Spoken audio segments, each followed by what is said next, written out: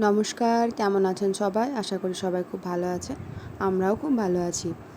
আজকে একটা রেসিপি দেখাবো আপনাদেরকে। বিকেলবেলা চটজলদি করে খাওয়া যায় এবং নিরামিষের দিনে কী দিয়ে টিফিন করব এটা মনে হয়, তো এটা হাতের কাছে থাকলে আর কিছুই লাগবে না।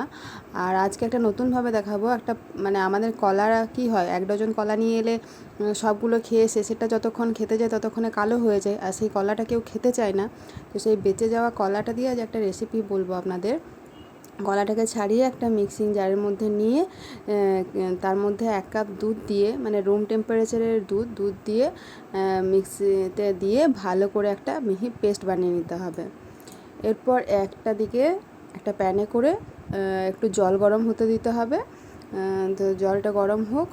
এটা কলাটা দেওয়ার পর এটাতে আপনারা একটা তালের মতো স্বাদ পাবেন, অসাধারণ খেতে লাগে। একবার চেষ্টা করে দেখবেন, খুব ভালো লাগবে। এবার মেজারমেন্টে আসি।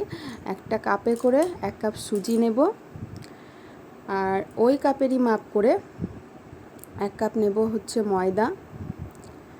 আর সে ওই কাপেরই পুরো সব ময়দা খাওয়া তো অত ভালো নয়, তো 2 কাপ ময়দা দিলেও হয়, কিন্তু আমি এখানে 2 কাপ ময়দা দেবো না। ময়দার জায়গায় 1 কাপ আটা ব্যবহার করব। সেই জন্য, আর ময়দার দিলে ময়দার একটা আলাদা স্বাদ থাকে, তো সেই জন্য কম করে দিলাম। 1 কাপ ময়দা আর 1 কাপ আটা নিলাম। আর ওই কাপেরই 1 কাপ দেবো হচ্ছে চিনি। আর চিনি যে যেমন পরিমাণে মিষ্টি খান কম বেশি দিতে পারেন। অনেকে হয়তো বেশি মিষ্টি পছন্দ করেন। আর একটুখানি দেবো নুন। আর 2 চামচের মতো গুঁড়ো দুধ।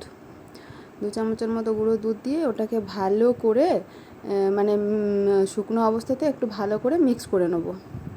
তারপর ওই যে একদিকে গরম জল হতে দিয়েছিলাম, আর একদিকে একটা পেস্ট বানিয়ে রেখেছি, তো সেটার মধ্যে প্রথমে আগে আমরা পেস্টটা বানিয়ে রেখেছি মিক্সিং জারে, সেই পেস্টটা এর মধ্যে দিয়ে দেব।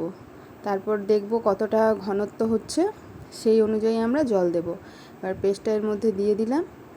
পেস্টটা দিয়ে পরে একটু ভালো করে মিক্স করতে হবে। ওটা ভালো করে মিক্স হয়ে যাওয়ার পর ওর মধ্যেই গরম জল দিয়ে ভালো করে মিক্স করব আমরা।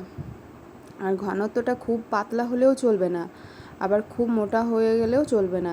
যেটাকে আপনাকে মিডিয়ামে রাখতে হবে, যেন পিঠের মতো দেওয়া যায়, সেইভাবেই রাখতে হবে ঘনত্বটা। তো এবার একটুখানি এর মধ্যে জল মিক্স করে আমি ভালো করে এটাকে মিক্স করে একটা ভালো পাতলা ব্যাটার বানিয়ে নেব। একবার আপনারা বাড়িতে বানিয়ে দেখবেন, খেতে অসাধারণ লাগে। আমার এই রান্নার রেসিপিটি যদি আপনাদের ভালো লেগে থাকে, তাহলে প্লিজ একটা লাইক, কমেন্ট এবং সাবস্ক্রাইব করবেন। আর আপনাদের লাইক আমাকে অনেকখানি উৎসাহিত করে, আর আপনাদের কমেন্ট আমাকে আরও এগিয়ে নিয়ে যেতে সাহায্য করবে। তো প্লিজ আমাকে সাহায্য করবেন, আমার পাশে থাকবেন। এই দেখুন, এই ঘনত্বটা দেখুন। এবার এটাকে আমি আধ ঘন্টার জন্য রেস্টে রেখে দেবো। পুরো আধ ঘন্টার জন্য রেস্টে রাখার পর দেখবো যেগুলো সুজিগুলো আছে, সুজিটা একটু ভিজতে দেবো। হ্যাঁ, তারপর সুজিটা ভিজে যাওয়ার পর ফিরে আসবো। এটাকে আধ ঘন্টা একটু রেস্ট থাক, ঢাকা দিয়ে রেখে নিই। ফিরে এলাম আধ ঘন্টা পর। দেখুন কেমন হয়েছে, সুজিটা ভিজে গেছে আর ঘনত্বটাও বেশ ঠিকঠাকই আছে। আমার আর জল দিতে হবে না। আপনারা এখানে জলের জায়গায় একটু দুধও ব্যবহার করতে পারেন, যদি কারো একটু বেশি ঘন হয়ে যায়, তো সেই জায়গায় আপনারা একটু দুধও ব্যবহার করতে পারেন। এদিকে তেল গরম করতে দেব। তেলটা গরম হয়ে গেলে পরে এবার এক এক করে শুধু পিঠেগুলোকে ভেজে নেব।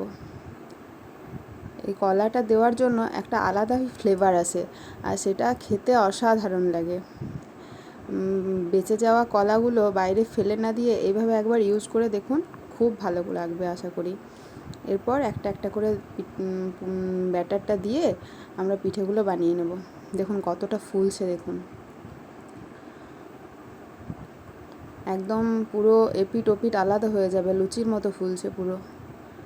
প্রত্যেকটাকে এবার এইভাবে ব্যাটারগুলো একটু সাইড থেকে নাড়িয়ে দিলে কি হয়, তলাতে লেগে যাবে না। আর আঁচটাকে আপনারা রাখবেন লো টু মিডিয়াম, খুব বেশি হাই ফ্লেমে ভাজবেন না। খুব বেশি হাই ফ্লেমে ভাজলে কি হয়, ওপর থেকে পুড়ে যাবে আর নিচেটা হয়ে যাবে, ভেতরটা কাঁচা রয়ে যাবে, ওপর থেকে পুড়ে যাবে।